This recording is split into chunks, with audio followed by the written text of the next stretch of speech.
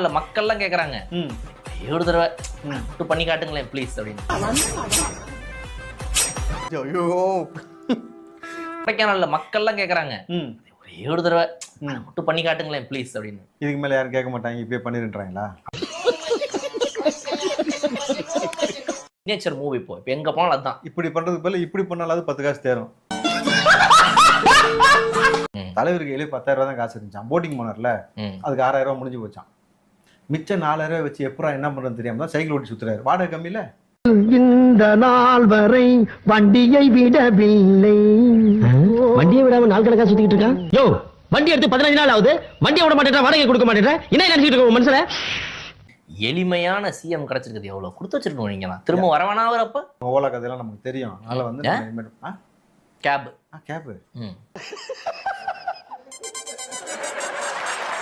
160 சீட்டு ஜெயிக்கிறாங்க சொல்றா, எல்லாரும் சொல்றாங்க 160 சீட்டு ஜெயிக்க போறாங்க. தேர்தல் ஆணையம் சொல்லுதா? இல்லையே. இப்ப சொல்ல போறது யாரு? மீடியா. அதே அண்டா குண்டா பெரிய மிச்ச தொடப்பு கட்ட இதானே சொல்லும். நீங்க சொல்லுவீங்களா பாலா? என்னெல்லாம் இனிமேட்டு வந்து சொம்புன்னு சொல்லாத அண்டான்னு சொல்லுன்னு சொல்லுவீங்களா? சொல்லவே மாட்டேன். ஏன்? நம்ம உப்பு போட்டு சாப்பிடுறோம். நீங்க ஊரெல்லாம் சாராயம் வச்சிருக்கீங்க அப்படின்னு ஹெராயின் கஞ்சா பொண்ணுங்களை நினைச்சா வீடு பூந்து ரேப் பண்றீங்க. இதெல்லாம் தாண்டி படிச்சு ஒரு வேலைக்கு போய் ஐடி கம்பெனில போய் நம்ம வேலை பார்த்தா, நான் ஐடி கம்பெனில சாப்பிடுறதுக்கு, நான் இட்லி சாப்பிடுறதுக்கு கலைஞர் தான் காரணம்னா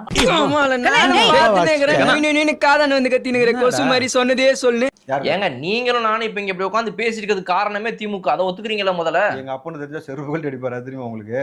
செருப்பு கழட்டி அடிச்சிருப்பேன். நான் சொல்றேன், வெறி கொண்டுருவேன் நான். எதுக்கு நீ இதை பேசுகிற?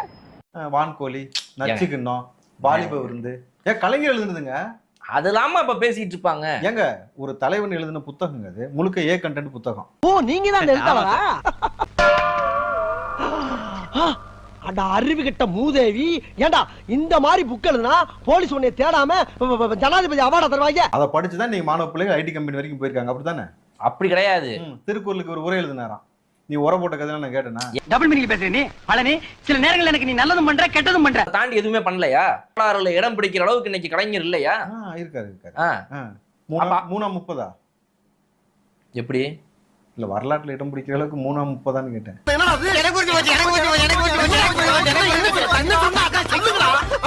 ஏன் உதயநிதி துபாய் போனாரு? அதானே நான் கேட்கவே இல்லையே. அப்படி 5000 ரூபாய் கையிருப்பு இருந்துச்சு உனக்கு. நீ எப்படி துபாய் போன? யாராவது பார்த்து டிக்கெட் போட்டு கொடுத்துருப்பாங்க. ஏங்க டிக்கெட்டே எடுக்காத வந்தவங்க வரலாறுல டிக்கெட் போட்டு போறாங்களா?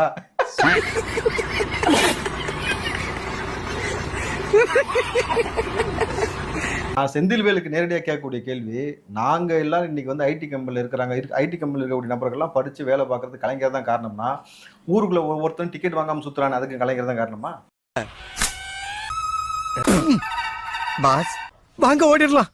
வேணாண்டா, ஓடினா விரட்டி வந்து அடிப்பாங்க, நின்னு அடிப்பாங்களா? அப்படி சொல்ல முடியாதுல்ல. ஏய் நீ தானே அந்த வரலாறு உருவாக்குன. நல்லது எது நடந்துச்சோ அதுக்கு மட்டும் தானே நம்ம வந்து பொறுப்பேற்க முடியும். எல்லாம் மோசமானதுக்கெல்லாமா பொறுப்பேற்க முடியும்? அப்ப ஸ்டாலினுக்கு வந்து அவர் பொறுப்பேற்க மாட்டான்றீங்களா?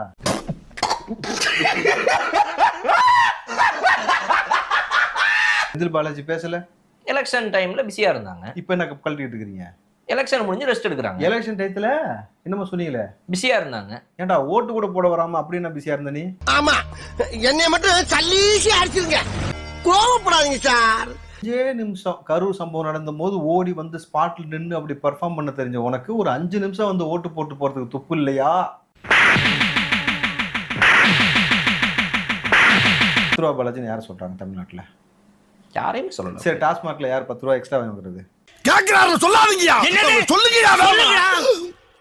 ஒரு டாஸ்மார்க் போறீங்க, அந்த டாஸ்மார்க்ல போயிட்டு குடிக்க தெரிஞ்சவங்க எக்ஸ்ட்ரா 10 ரூபா கொடுத்தா கொடுத்துட்டு போங்க. என்ன இப்ப அதுல என்ன குடிக்காம முடிக்க? வாடா என் காலம்க்குடா அப்படின்னு நான் சொல்லுவேன். 10 ரூபா எக்ஸ்ட்ரா கொடுக்குறேன்ல. இல்லங்க 10 ரூபா நான் கொடுக்குறேன்ல, வாங்கி சாப்பிடுறீங்கல்ல. ஆமா, காலமுக்கு காலமுக்கு 2 கையாலே அமுக்குடா. அது எப்படி முடியும்? ஏன் முடியாது? சரி 100 ரூபாய் தரேன். ஓ சாரிங்க 200 ரூபா கொடுக்கணும்ல, தப்பா எடுத்துட்டேன். 200 ரூபா தரேன்.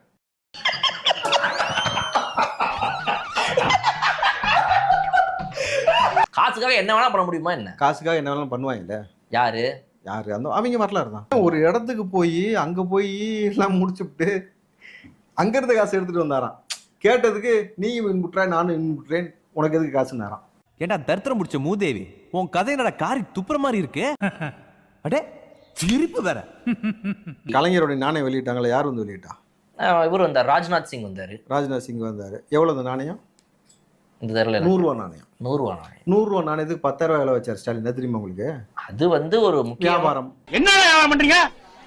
இது வந்து உனக்கு வியாபாரமா?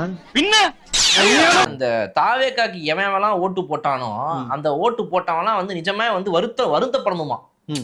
தாவேக்காக்கு போய் போட்டோமே அப்படின்னு சொல்லி நிஜமா அதெல்லாம் பார்த்தா அசிங்கமா கேவலமா இருக்குதுன்றாரு. அவ்வளவு வெக்கமா இருந்தா எங்கேயாவது போய் வெஸ்ட குடிச்சிட்டு செத்து போங்க. இதுக்கு என்ன இது? ஆண்டாவேல்னு பேரே மாத்திட்டீங்க. நான் ஏங்க அண்டாவேல் மாத்துறேன்? அவர் தனக்கு தானே அண்டான்னு சொல்லிட்டத, அண்டா கொஞ்சம் குண்டா இருக்குதே, கொஞ்சம் நல்லா வாங்கி முரட்டு தின்றுருக்கே, அதனால தானே இப்படி சுத்திட்டு அலையிறேன்னு சொல்லி கேட்கறாங்க மக்கள். கேக்குதுடா, கேட்டுக்கிட்டாடா பெருந்தன்மையா போய்கிட்டு இருக்கேன். நீ கேட்காத மாதிரி மூடிட்டு மூவ் பண்றா, போடா. இந்த ஐடில வேலை பாக்குறவங்களாம் நினைச்சா கேவலமா இருக்குது அப்படின்ட்டு பயன்பெறுறோமோ அதுல அரசாங்கத்துல. கலைஞர் தான் காரணம். பொழுது கலைஞர் செத்துட்டாரு, அப்ப நீ ஏன்டா உயிரோட இருக்க? அதுக்காக இப்ப தூக்குல தொங்க முடியும் எல்லாரும். தொங்கு தொங்கு தொங்குடா.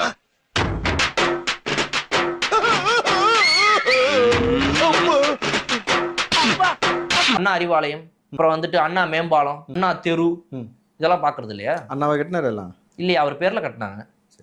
இவர் பேர்ல என்னென்ன கட்டினாரு? யார் பேர்ல? கலைஞர் பேர்ல. பல நாடுகள்ல பல நாடுகள்லையா?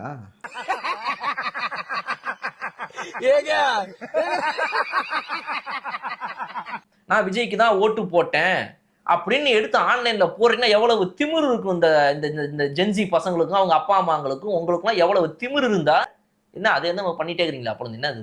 உன்னை ஒரு மயிலா கூட மதிக்கலாம்னு அர்த்தம் திமுக. தீபாவளி, பொங்கல், ரம்ஜானு, கிறிஸ்மஸுக்கு தான் துணிமணி வாங்கிட்டு இருந்தோம், புது துணி.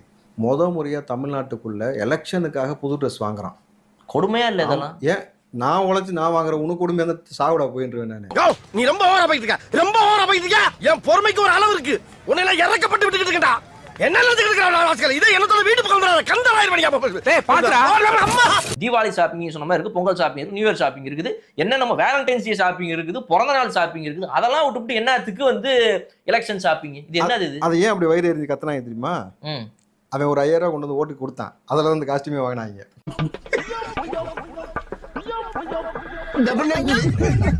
கஷ்டப்பட்டு வேர்வை சிந்தி ரத்தம் சிந்தி உழைச்ச காசாச்சே, இதை உங்ககிட்ட கொடுக்குறோமே பாத்துக்கப்பா, அதை வாங்கி எப்படியா ஓட்டு போட்டிருப்பான்னு கடைசி உயிர் மூச்சு வரைக்கும் போராடுற ஒரு கட்சிக்கு அகைன்ஸ்டா எப்படிங்க எப்ப உங்களால ஓட்டு போட்டுறோம்? சரி மாத்தி போட்டேன், செத்துற போறியடா?